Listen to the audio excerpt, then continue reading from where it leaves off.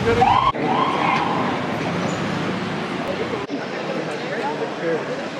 lives matter. Black lives matter. Black lives matter. Black lives matter. Black lives matter. Black lives matter. Black lives matter. Black lives matter. Hands up, don't shoot. Hands up, don't shoot. Hands up, don't shoot. Hands up, don't shoot. Hands up, don't shoot. I need y'all to work on it. I got a son. I got a son. I got a son. I've already buried one son. And he was gone way too soon. But I got another son who's sick. And this son has been arrested 3 times. This son has gone to college. This son has gone to play basketball. This son has a brain injury. He suffers from seizures. His seizures don't look like typical seizures. My son suffers from seizures that looks like somebody who's intoxicated. My son has been in a car accident. He's been arrested. My son went through 2 years of the court system with charges on his record because of his brain injury and his seizure disorder. Nobody came to my son and said, I'm sorry for what we put you through for these last 2 years. All they did was put my son through extra stress and heartache. And this mother who lost a son going into surgery in 2005 with no legal representation, nobody who wanted to help me, but by God's stripes, I'm going to be healed because I know that my God's going to work this thing out. But Frederick City, y'all have to do better with people who have mental disorders, brain injuries. Y'all need training because my son was sitting in his car and an officer tried to pick him up again. Y'all gotta work it out because my son is sick. My son is sick. Y'all gotta work this thing out. He's not a bad person. He doesn't have an arrest record. My son's not a criminal. But this mother fears because my son's 6'2", weighs 240, that he's gonna be hurt because y'all don't have the training you need. My son's disabled. I pray y'all work it out because my son's gonna be hurt because of his disorder, his brain injuries, and his seizures. I took him to the hospital in Montgomery County last month. He was in a full-blown seizure. Urgent care called 911 to have him transferred to a hospital. We were greeted by 6 police officers. My son stays in seizure mode for 6 to 10 hours. He has no idea what's going on. Y'all need to be trained. I thank God that I know God because He's keeping me, but y'all need to be trained. I wasn't going to say anything, but y'all need to know. Y'all need to be trained. I don't want this son to be another statistic because y'all need to be trained. Thank you, God. Amen. Thank Amen. Amen. Amen. De-escalation before intimidation. De-escalation before intimidation. De-escalation before intimidation. I wasn't going to talk, but I would just like to commend all of you, and I would love to commend the diversity in this crowd right now. Yeah.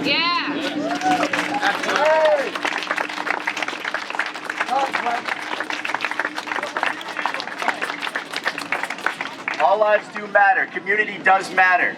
But there is one group in all of those lives who are being disproportionately taken away from us.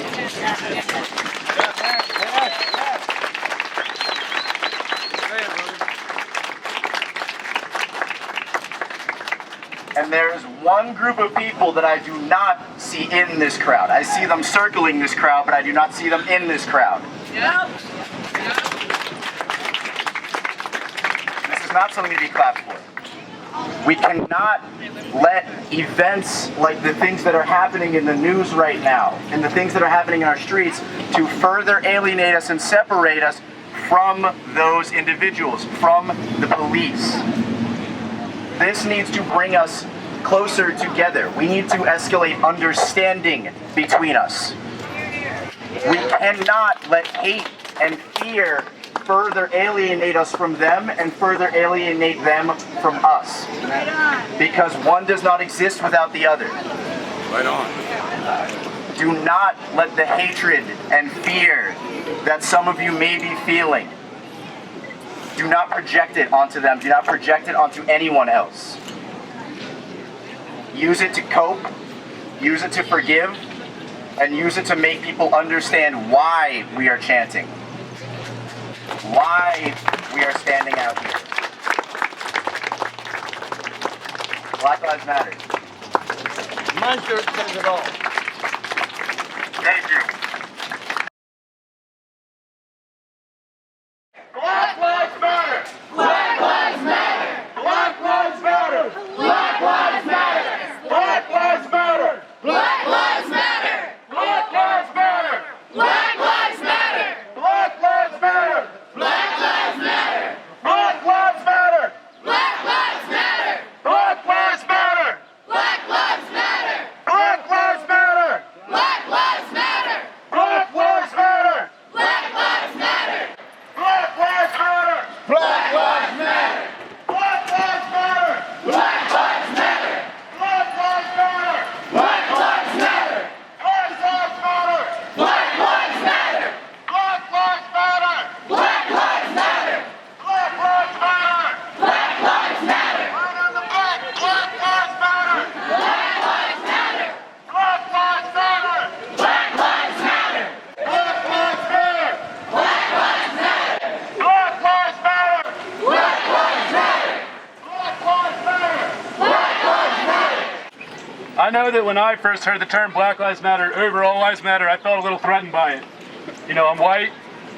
You know, I've experienced like police, not in the same way that black people do, but you know, I've been hassled by them. I've been beat up by them. I've had a beanbag shot through my car window. Police, you know, we got a real problem in this country. And I think that when some people speak up and the focus is on them, it can be threatening. But I don't think that we have to feel threatened because I see all of us standing here together. We're all in the same crowd. We're all standing here. You know, there's nobody that's stopping us. People like to say, what about the white people that get killed by cops? When it happens, nobody's stopping you from starting your own protest. We can all be here in solidarity. When cops kill people, they need to be held accountable, period. But right now they're killing black people, and that's where our focus is. So we need to say Black Lives Matter. We need to say that. We need to stand up to people like that woman down there who don't know. And we need to do so in a way that educates. We can't afford to alienate her like that other man was saying. We need to reach out. There's a time and a place to reach out. And there's a time and a place for protest. And right now we're protesting because we can't afford not to. 2 people were killed less than 24 hours apart by police. One man in St. Paul, Minnesota, and one man in Baton Rouge, Louisiana. Less than 24 hours apart. This can't keep happening. So all lives need to come together and support Black lives. That's my message here. Does anybody else want to take the bullhorn? Anybody have a few words they want to say? I think a lot of people get confused about what Black Lives Matter means. It doesn't mean that only our lives matter. It means that our lives seem to matter a lot less than a lot of other races. That's what we're talking about. We want to be at the same point as every other race. We want to walk down the street and not feel like afraid for our lives.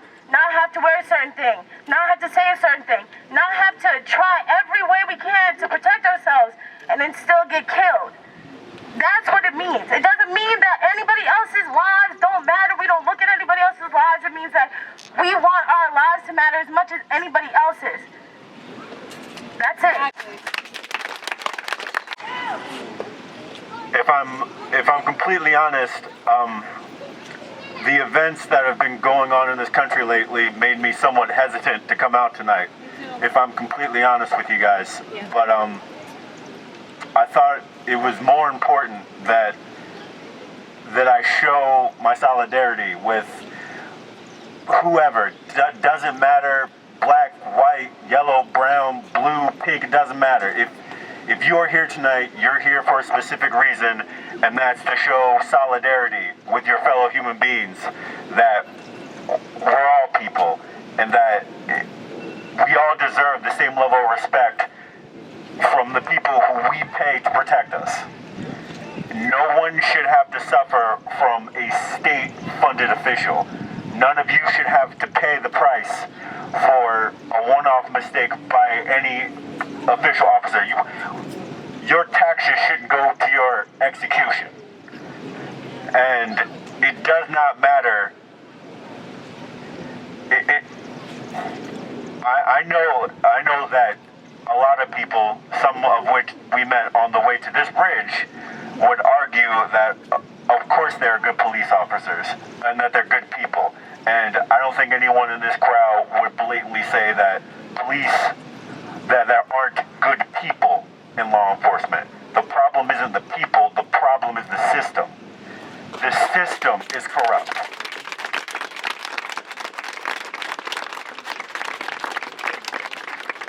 It wouldn't matter if you had the most giving, loving person that you've ever met, that could ever be created. As long as they take part within that system, being a good person just doesn't cut it. So like, I feel like, although we make it very clear that Black Lives Matter, not everyone understands that, because I feel like it's unfair that we were slaves for so many years and we went through segregation and so many civil rights marches, and we're still here today doing the same exact thing. We're still here today, still marching. Martin Luther King died for us to come together and to march today, but it's not fair that we're still fighting for our freedom. It's not fair that in the eyes of the police that we're still 2/3 of a person. It's not fair because we built this country. We built this country on our hard labor. Free labor. On our hard free labor. Free labor. And today, I feel like everyone that's here today is making a big difference. And we know that it's not all cops. We know that it's not all white people. We know that not everyone is racist, but it's the point that if everyone doesn't stand up together, then you're just as bad as the oppressors. And it's not fair. Like, how many years does it have to go on? How many years? I go to school every day and I learn about the people who died to make this country a better place, and I'm here doing the exact same thing. So when my children come and my grandkids come, will they have to still continuously fight? When will it be over is the question. When will it finally end? When will the police realize that just because a man is tall and black, he's not scary? Just because he's reaching for his ID doesn't mean he have a gun. And we have a license to carry as well in many of these countries. When that man died in his vehicle, he told the police officer, I have my license to carry and I have my gun. If he was a threat, he wouldn't have said anything. If he was a threat, he would have just pulled it out. So basically all I have to say is that Black Lives Matter, gay lives matter, white lives matter, all lives matter. But if you don't believe in it, then you're just as bad as the police. And that's all. First off, I want to applaud everyone for coming out here today and for taking the stand, because too many times, Malcolm X once said, well, Dr. King once said, our lives begin to end the day we become silent about the things that matter. And you know, the funny thing is, I'm sick and tired of being sick and tired. We have come a long way, but we have a long way to go.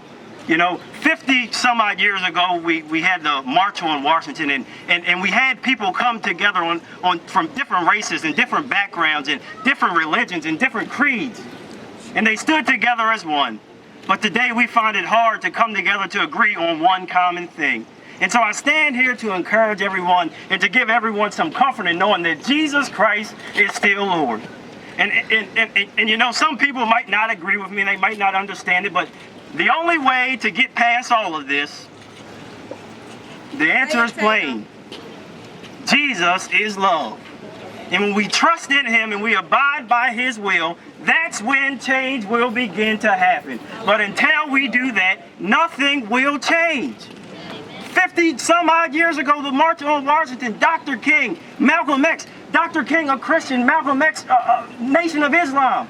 These brothers came together and stood together because they knew something had to be done. But now we put this whole thing, this whole idea of religion on the back burner. And we wonder why we're going through so much hell. And so it's going to take all of us standing together. But it can't stop here. We need to do more things like this. We need to have forums. We need to have rallies. We need people to begin to come around and come to meetings and speak to our elected officials. They can't do anything without us. And I think President Obama said it best last night. He said, this isn't a black issue, it isn't a white issue, it's an American issue. And when we understand that and we walk boldly for what we're standing for, change will begin to happen. Malcolm X once said, if you don't stand for something, you will fall for anything. And too many times we keep falling for the same old mess. I had to scratch my head on that. Yes. You know, the president said last night, when I say black lives matter, that doesn't mean blue lives don't matter. It doesn't mean that white lives don't matter. Right now, what we are seeing in today's society is black people aren't treated the same as everyone else. So that's the problem. That is the issue. And when we continue to sit down at the table and we work this thing out together, everything will work out. My favorite saying is this, and I'll close on this one. If you're not at the table, you aren't on the menu. So I encourage each and every one of you to take your seat at the table with me. Thank you. I'm not a speech guy. I'm more of an action guy. I've heard a lot of people speak today, and Can't hear you. I heard a lot of people speaking today. And like I said before, I'm not a speech kind of guy. I'm more about getting active and organizing and getting our voices out there and waking up the neighborhood. It's important to have certain things that help you cope with loss, like religion, that helps some people. Opening up a good book, that helps a lot of people as well. But in my reality, and in the world that I live in, currently, it's not guaranteed that I'm gonna make it home today. Amen. That's my reality. And I'm not a very touchy-feely kind of person. I heard earlier another brother said, don't let the anger blind you and show out. But anger is very important. Amen. We are currently mourning. And part of the mourning process is getting angry. Amen. I'm very angry. But I choose not to lash out. I just choose to organize, and I choose to be active. I see a lot of young faces, a lot of young black faces in the crowd. And I encourage you to continue to be active. I don't want to take any sides or discredit any other point of view. The only point of view I can speak for is my own point of view in my own experience. So that's all I gotta say is just keep being active, keep waking up the neighborhood. Without that, they won't take you seriously. We had years of marches, years of standing around, moments of silence, years of prayers, but every day, week after week, we're dying. And it's the reality that we live in America today. That's all I got. We need to own our feelings. We need to own our anger. We need to speak about the indignation. We need to speak about that knife that is 9 inches in your back that's only been pulled out 3. That is not progress. Pulling it all the way out is not progress.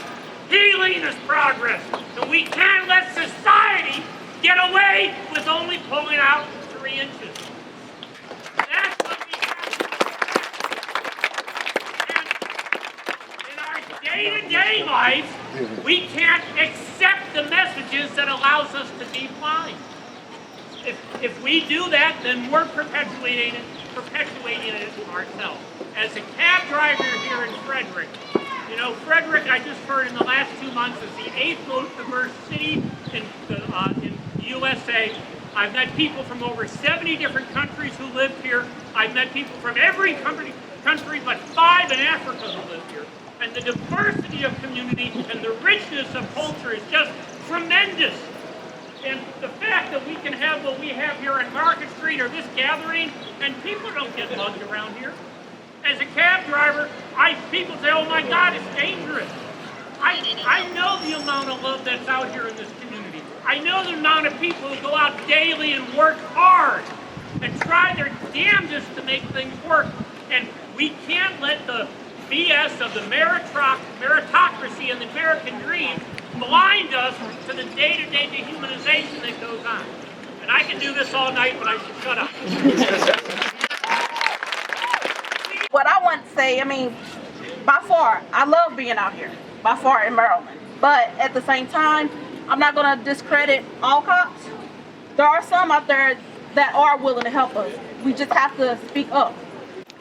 My name is Ronnie, and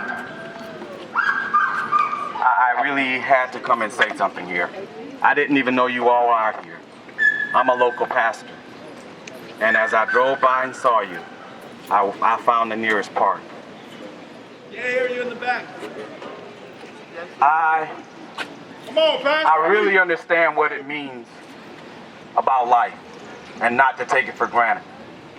I lost my dad when I was 10 years old. I never knew a grandfather. I lost my only brother 2 weeks ago to cancer. And I've been in a season for the last 6 months of taking care of him as only family up here. So when I see lives taken for granted, it really affects me. And as a pastor, I'm angry because I know what it means. I grew up in the segregated South of South Carolina. I was alive in the 1960s. I remember the riots of 1968. I remember the bricks coming through our window down in South Carolina. As a 54-year-old engineer and pastor and business owner in this town, I had to come and say something. I've been blessed. I know I'm blessed. I'm an educated man. I'm a blessed man. And there's one thing I really want to say that to me cuts to the core of everything I've witnessed in my 54 years. I don't care if it's politics. I don't care if it's justice. I don't care if it's poverty or wealth. You all are exemplifying what I'm about to say right now, and I'm very proud of everyone out here. At the core of everything happening in our society is respect. Where respect exists, there's hope. Where respect exists, there's dialogue. Where respect exists, there's an opportunity to share with sensitivity in the presence of someone with a contrary view. But when disrespect comes, you get name calling, you get all kinds of ugliness, and all of the other characteristics of that show up. And that's what leads to sin, which leads to violence, which leads to death. And so my encouragement to you all today is whatever calling is on your life, walk in it. If you don't know your calling, seek it. I'm glad I found my calling. My calling is just as certain for me as Michael Jordan's jump shot was for him. I know what it is. And so I can't be Cavante. I can't be you. I have to be Ronnie. But I'm going to stand up in my lane, in my home, in my family, and in my neighborhood, and I'm going to live out the way I was raised, which was with dignity and respect for everybody. And I'm preaching to the choir now because you couldn't be out here listening to this if you didn't have the same feeling. So stand up in it and be respectful. and stop those who are not being respectful along the way. And teach these babies. Teach these babies. Adopt some little kid that you know's not getting what he needs and spend time with him. Because that's the only way this is going to change. We have to catch the 2- and 3-year-olds. 2- and 3-year-olds are good. They're good now until they get corrupted by the ones they're listening to that aren't teaching. I know that. I watched that in the city of Baltimore. When folk are disenfranchised and there's no hope, there's nothing they can do. They don't have any options. And so they resort to robbing and stealing and anything else they can do to get along. Why do you think he was selling CDs? Because he was trying to support his family. Why do you think the guy in New York was selling cigarettes? He was trying to support his family.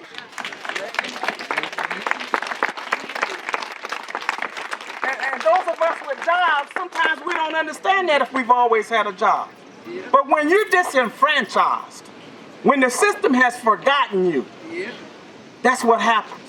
And that's why I can't get caught up in a suburban, in my richness, in my wealth. I gotta go back. And I gotta grab all I can and enlighten them to the reality of life. And he said it earlier. I personally believe that only what we do for Christ is gonna last. And that's how I live. So I just thank you for the opportunity to share it. It was divine. I had to be here. Didn't know it, but I'm grateful. God bless you. I know a lot of people have said a lot of the same stuff, and it all needs to be said. But I need to remind everyone that your Latino brothers are here in solidarity. Puerto Rico vive! We forget Puerto Rico, we forget our Latino brothers. Black lives matter, Latino lives matter. We cannot let them silence us. For too long we have been silenced. For too long we have been shot in the streets. For too long we have been ignored. For too long we have been told that our lives do not matter. That our fucking protests must be off the streets by 9 o'clock. And that does not matter. Our lives matter. Black lives matter. I want to hear it. Black lives matter. Black lives matter. Black lives matter. Black lives matter. Black lives matter. My brothers and sisters, thank you. This is a beautiful unity. Thank you. Latino brothers forever. Latino sisters forever. Thank you. White privilege is real. It is not my fault that I was born white, but it's my responsibility to realize that not everybody has the right of walking home without being accosted, of dealing with police officers and having that be a pleasant encounter, of being hired on their merit and not judged on the color of their skin. We need to step up. When there's a meeting, we need to go to it. When there's a police shooting, we need to do something about it. We need to be making the phone calls. We need to be creating these events. And then when they start creating them, we need to go to them. I created this event, but I'm not the leader of this protest by any means. The leaders of this protest are all here. Right here. All of you are leaders. Everyone is a leader waiting to be. We don't need to ask permission to do this. I didn't fill out any forms. I didn't sign any paperwork. I didn't submit any application fees. I just made an event on Facebook and we all came out here. And I really appreciate each and every one out here tonight. I know people are scared. I know there's things circulating around saying that this was going to be violent, saying we're going to be destroying property, saying that riot police are here already. All that crap. It's all BS. And we know it's BS because we're here. So what we need to do now, after everyone is done talking, and I'm going to wait around and make sure everyone gets a chance to talk, we need to go back home to our communities. We need to go to our houses. We need to talk to each other. We need to plan. We need to set times, dates, and locations. And we need to get together and put our heads together because this isn't cutting it. It's good that we all came out here, but this isn't enough. We need to take it a step further. We need to keep going. We need to keep it going. We cannot let this movement lose momentum. It's now more crucial than ever. 10 police officers were shot in Dallas last night, and a lot of people didn't want to come out here because of that. Well, you know what? By coming out here, you know what? You're making it so that's not going to happen anymore. You're making it so everyone's lives are going to be safer because we're going to all work together to create the kind of systemic changes that we need so the police shootings don't happen anymore, so that nobody gets pissed off at the police anymore, so we don't need violence. When the people get heard, that's what's important. We need people to be heard, so that's why each and every one of you needs to take this bullhorn if you feel comfortable doing so, and you need your voice to be heard. And we need to create these events, and we need to invite each other over. Thank you. Hello, people. When I woke up this morning, my heart was really, really heavy. And when he just said, talk about your personal experience, I got flustered because when I lived in Baltimore, I was standing on the bus stop and I heard this loud bang and the police car ran into a stop sign. So I'm like, what's going on? I see a guy running. The one police officer tackled him. Another two grabbed him and they were beating him up. I said something and the white officer called me a black fat bitch. Oh. Yeah, it's okay. I've been fat all my life. It ain't no problem. That don't hurt my feelings. All right. But I said, okay, I'm gonna record this, but I didn't do anything about it. I was the problem. We want to say that we're mad, but we don't do anything about it. We don't talk to people. We walk past them like they're just invisible. And I'm tired of being quiet. I'm just tired. And I want to do it the right way. I don't want to fight. I don't want to riot. Me personally, I sing. So all my artists, rappers, singers, let's get together. Let's write something that will change the world. Painters, spoken word. However you get out your anger in a nice, fashionable way, do it. Because that's what's gonna change the world. Not all this fighting. It's just gonna bring chaos and it's gonna scare the children. You don't wanna scare the children. So that's all I wanna say. I was confronted by a person who did not have any type of identification.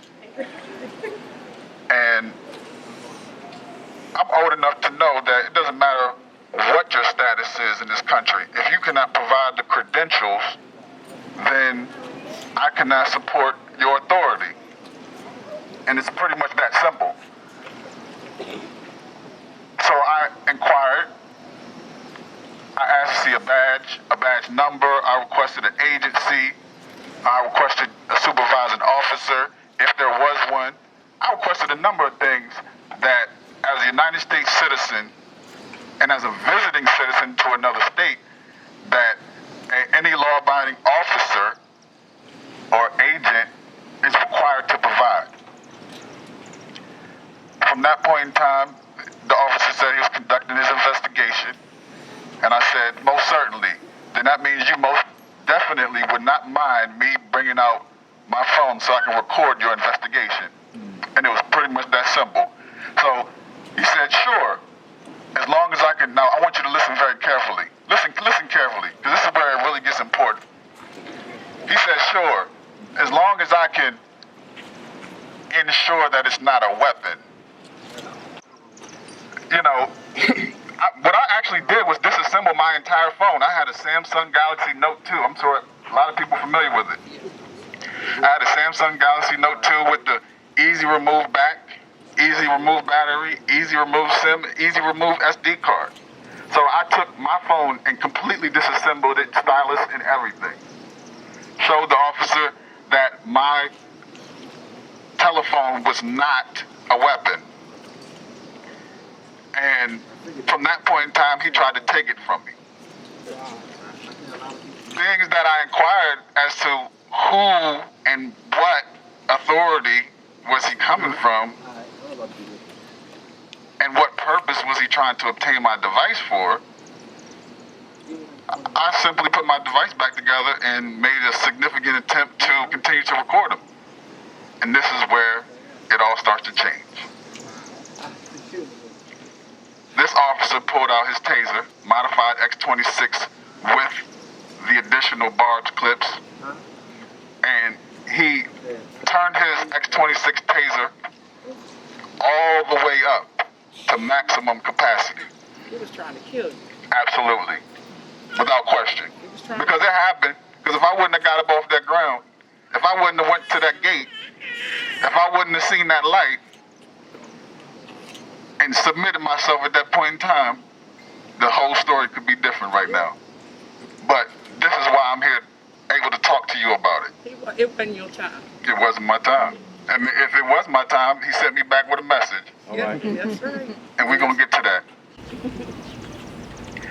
So,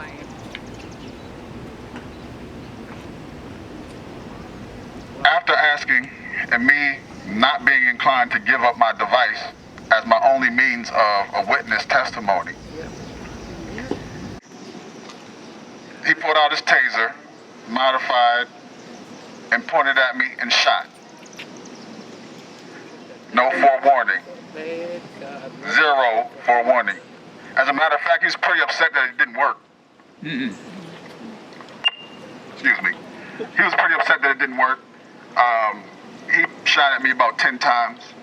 As a matter of fact, one of the times he shot at me, I flew about 4 or 5 feet in the air. Now, mind you, I'm 6'5", 200 and some change pounds. I'm 6'5". I got blasted into the air by a taser. And one would say, how could that be possible? What the devil meant for bad God works it out. Amen. So, in that process of me getting popped in the air, there was an oncoming car coming. And so, that car, I made impact with it. Actually, the front bumper, my legs clipped the front bumper on my way down. And I pretty much took a ride on the hood. Took a ride of the hood, went into the windshield, went over the passenger side of the vehicle, slid down the backside passenger side of the vehicle, and landed on my feet. Guys, cats got 9 lives, maybe more. That car saved maybe more. It most definitely did. Getting hit by a car could never be so fortunate. God was all in the mix. At that point in time, the officer made his way over and continued to tase me, meaning he's shooting at a distance with the infrared.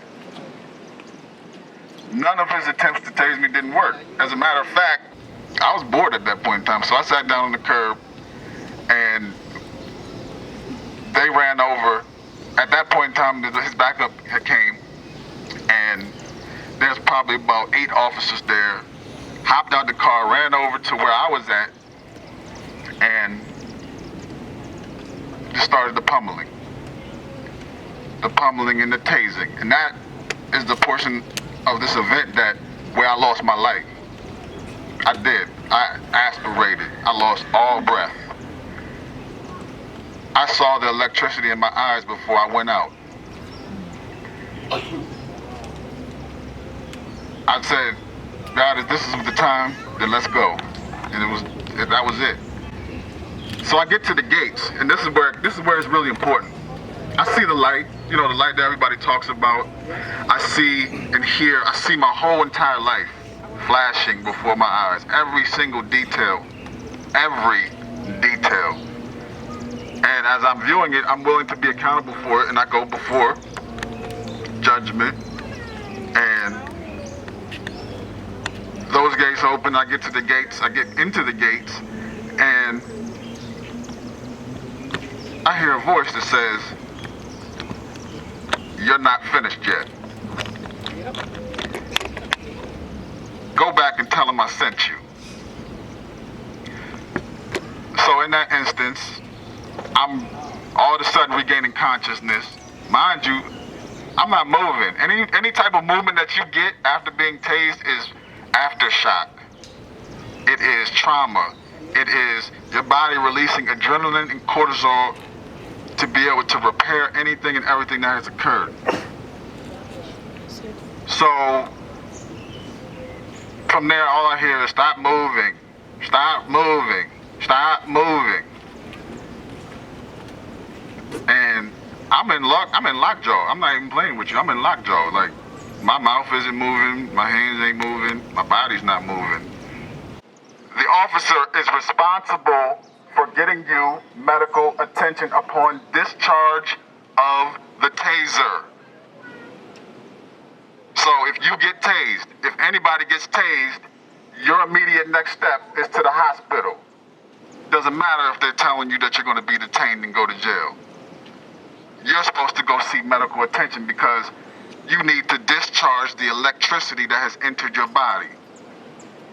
If you do not discharge the electricity in your body, you will develop something that is called rhabdomyolysis, something that I have been diagnosed with. Rhabdomyolysis is something that deteriorates your kidneys. It takes away your creatine kinase levels, and your muscles pretty much deteriorate from the inside out. It's very similar to a gangrenous situation, except it's not gangrene. It's not contagious. It's not going to kill nobody. Your tissue is just going to go, and you're going to die. It's terminal, though. So, after all this is said and done, I post my bail. It don't take 24 hours. You know, it was just another day in the neighborhood. And so, from there, I immediately turned around, went to the hospital, got all the diagnoses I just spoke of, turned around, got out the hospital, touched down back at their central office. And the reality is about this whole legislative approach to holding police responsible is there is none. That's right. Yep. People want to talk about, oh, we have an internal investigation. We have internal investigations. Internal investigations denotes that the victim will get a report as the findings. And no apology. Did I get a report of my findings? Yeah, you did, but no apology. I absolutely did not get a report of my findings. Check out the Department of Justice. They oh, I know they got it. They got it there. Oh yeah. But see, on the way to getting my findings, you had to go Robin Hood's barn, right? No, I went straight to the governor. Okay. You need to know that the Patriot Act denotes that the police officers are not police officers. Okay? The police officers are now being denoted as peacekeepers. And can anybody from the crowd tell me where peacekeepers come from? Peacekeepers. We're talking about peacekeepers. Does anybody know where peacekeepers come from? United Nations. That is correct. Only the United Nations have peacekeepers. Everybody's worrying about martial law, when and if. It's a matter of fact that it is. They can't be police, so. That's exactly right. So how the hell? That is exactly right. So it's already in play. But the truth is, we can still make a very large impact and a difference, and vote accordingly to get who we need at the local level, to reestablish the precedent and pass it up the line. And put the pressure on our senators, put the pressure in the House, put the pressure on our governors to make sure that the precedent is set. I have a lot more to say, but I'm not going to take your time. I just want to say thank you. Diamond Reynolds, that sweet 4-year-old voice. I don't know if you guys saw the video, Philander and Lavish being executed, and just that little voice, that little girl next to her father as he was being executed. I want to bring her into the circle and hear her voice. So the one thing I'm wondering before we go home is just how long is this gonna keep going on? I mean, we talked about 50 years ago we marched on Selma, but 50 years ago when we re-celebrated that in DC, we had to march with Trayvon Martin's parents. And so we have to realize that even though we've come so far, and we have an African-American president in the White House, that we really haven't come that far at all. And how long are we going to have to keep seeing the modern day lynching of young black men? And for us to think that it's okay, because that's what we're teaching our children when every cop is acquitted. It's saying that it's okay to kill our young black men, and it's not okay anymore. And that's why we're all here. And I want you all to go home and teach your children not to fear each other, because that's where it really all comes from. It is fear. It is fear. It is fear that a black man is dangerous. That's what it is. When he goes into a store and you watch him, when you hold your purse tighter when he walks by, you are scared, and that carries over to even those in blue. They're scared and they react in the wrong way, because fear breeds hate. And right now we all just need to breed love. And I hope to God that I won't have to teach my children that they're going to be killed because of the color of their skin. I saw a young black boy here, and my heart aches for his mother that's going to have to sit down there and tell him one day, keep your license and your registration on your dashboard, because you can't reach into your pocket because they will kill you. Don't sell cigarettes because they'll kill you. Don't get iced tea and Skittles because they'll kill you.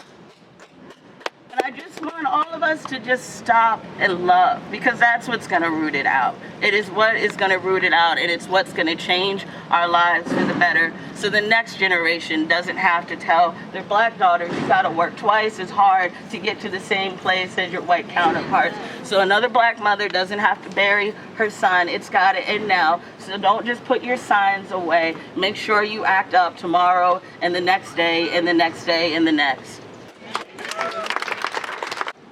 I lived in Frederick all my life, well, since I was 13, and you know,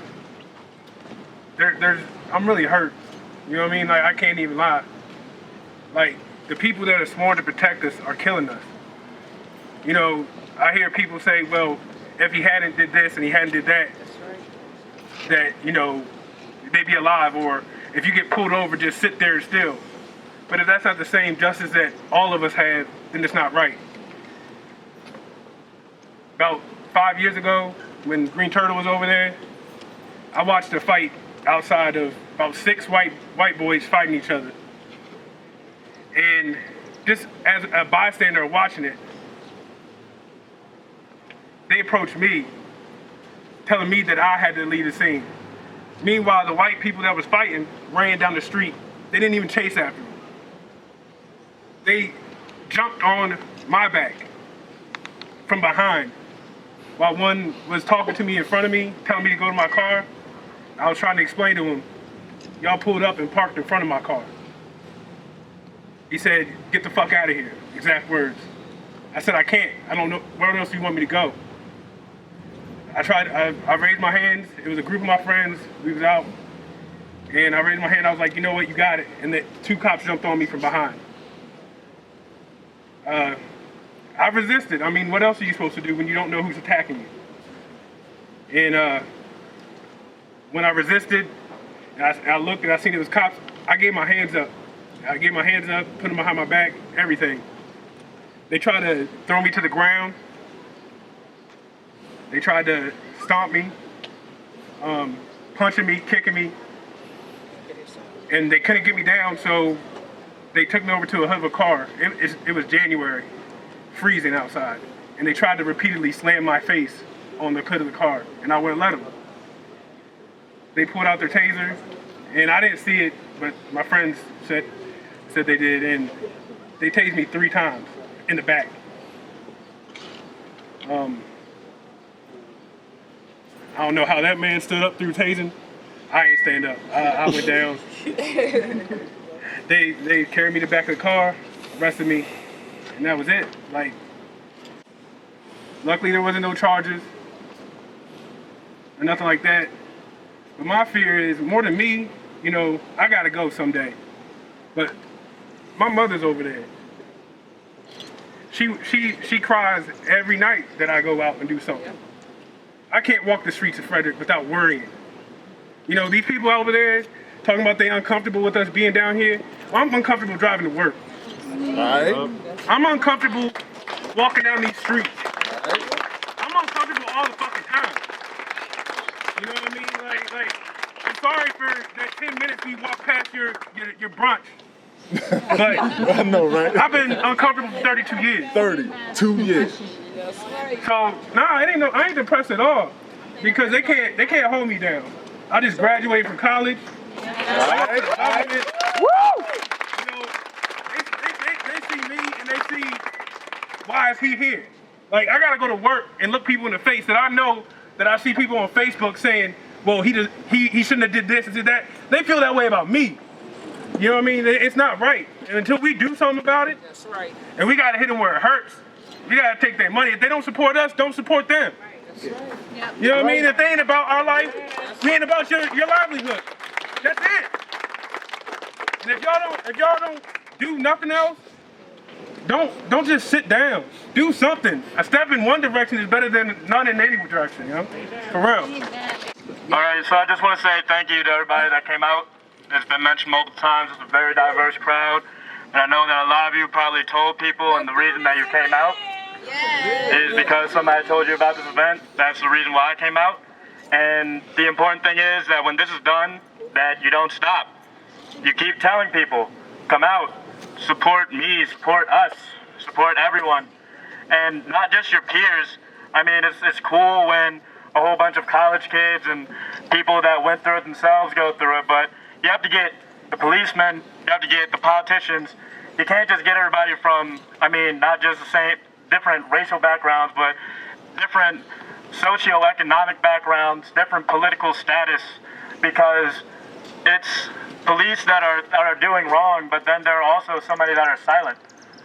And we just have to make it so that they reform themselves just like we want to reform them. So keep the word out. Make sure you don't forget the names. And that's all I have to say. I just wanted to say something that people have pointed out before, but as horrible as a tragedy of losing anyone is, that once that person is gone, their pain is over, their families have to live with that pain. And I just wanted to point out especially that there have been a lot of women in this crowd, and I just wanted to say that this issue, I know there's been a lot of attention put on violence against black men, but women and black women in particular, they have to live with those burdens. As horrible as a tragedy as Trayvon or Alton, like as horrible as that is, their families have to keep on living knowing that someone took away their son, their husband, their father. They have to keep on going with that pain. Their pain, there's nothing you can say to a mother who lost her son. There's no erasing what happened to them. So I just wanted to make sure that women and black women in particular know that we understand your pain, and that we just want to make sure that we know that we're in it with you.